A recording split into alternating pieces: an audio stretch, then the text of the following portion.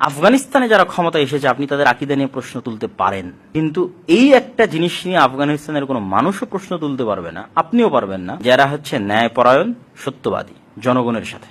কারো 1 টাকা মেরে নিবে এটা আফগানিস্তানের কেউ বিশ্বাস করে না, যেখানে কারো 1 টাকা 2 নম্বরই হবে, বা এখানে কারো প্রতি অন্যায় হতে পারে বিচার করতে গিয়ে, এটা কেউ বিশ্বাস করে না।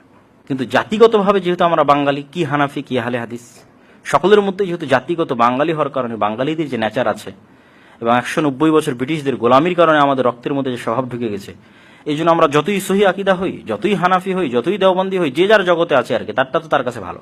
আমি আহলে হাদিস হলে আমারটা আমার কাছে ভালো, যে দেওবন্দি তারটা ভালো। কিন্তু তারপরে ওখানে সমস্যা আছে, কারণ এই যে জাতিগত নেচারের কারণে আমরা মিথ্যার সাথে জড়িত, অন্যায়ের সাথে জড়িত, চগলখুরির সাথে জড়িত, হিংসার সাথে জড়িত, বিদ্বেষের সাথে জড়িত, এই জন্য প্রত্যেকটা জায়গায় ফিতনা। এই জন্য আল্লাহ সুবহানাহু ওয়া তাআলা আমাদেরকে রাষ্ট্র ক্ষমতা দিবেন না। আমরা জান্নাত যেতে পারি আল্লাহর দয়ায়, ক্ষমা নিয়ে, ঠিক আছে, আর অন্য কোনো রাস্তা অবলম্বন করে, কিন্তু রাষ্ট্র ক্ষমতায় যাওয়া সম্ভব না যতক্ষণ না আপনি আপনার জায়গায় ন্যায় এবং সত্যবাদী না হয়েছে।